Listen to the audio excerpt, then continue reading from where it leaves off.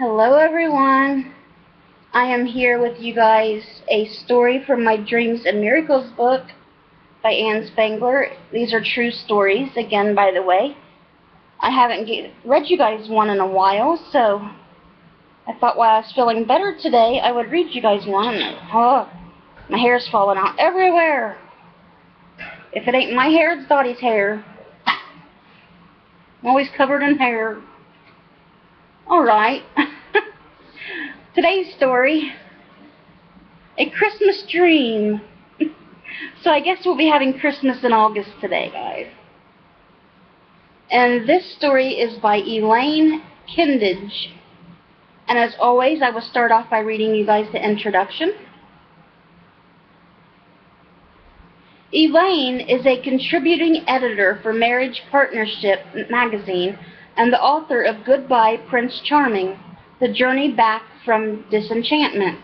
A former newspaper reporter, she describes herself as an avid reader, an antique collector, and a pretty good cook. In November 1987, she had a dream about her sister-in-law, Carol, who had passed away a year earlier. Now let's get into Eileen's story.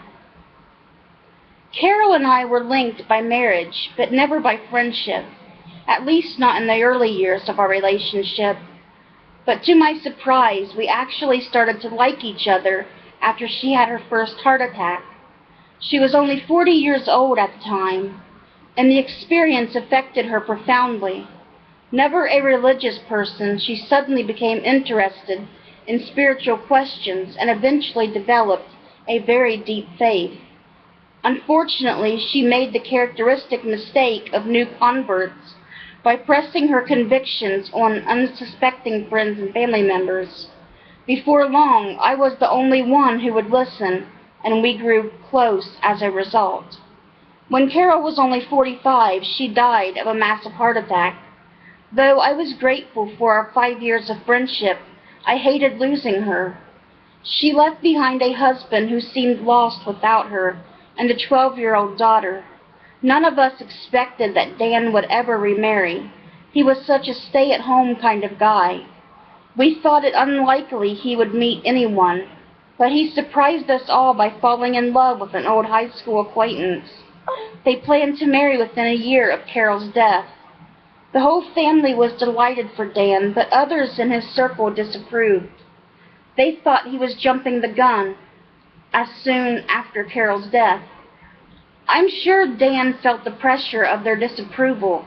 Just before the wedding, I had a dream about Carol, so strange and so wonderful that it really didn't seem like a dream. It was Christmas Eve, and Carol and I were in the kitchen in her log cabin home, cooking up a storm. Suddenly we heard a knock at the back door. Though we had been standing side by side, when I went to answer the knock, I was surprised to see Carol on the other side of the door when I opened it. She was wearing a long Mary Poppins-like coat. "Come out and close the door and don't let anyone know I'm here," she whispered. She took hold of my arm as I stepped outside into the soft hush of a snow-covered world, my nose filling with the freshness of pine trees standing pencil straight in the chill air. "Come, let me show you something," she said. All of a sudden, she opened an umbrella, and we went soaring through the starry expanse of sky, just like Mary Poppins. I felt as though I were flying through a Van Gogh painting. As we floated over forests and homes and the white world below, she said, "See what's here?" I looked down and felt an incredible sense of peace. Though she didn't say it, Carol seemed to be sharing her perspective on everything that was happening down below. She was telling me she was happy and at peace, that she was glad Dan was planning to remarry. To describe the experience sounds nothing, but to have done it, I actually felt I had done it. It was incredible. To this day, 9 years later, I can envision every tree. I can see the moon wedged into the sky full of stars. I can see Carol with the impression on her face. The wonder of that dream took my breath away. About a week later, I had another less vivid dream in which Carol actually said she thought it was wonderful Dan was remarrying. What was I supposed to make of my Christmas Eve dream? Despite the Mary Poppins motif, I knew it was profoundly spiritual, unlike anything I had ever experienced, but I didn't know whether to tell Dan about it. I decided to say nothing, at least for the time being. 4 years later, my husband and I were sharing Christmas dinner with Dan and his wife, but the conversation created a natural opening to speak of the dream. I hadn't planned to do it, it just happened.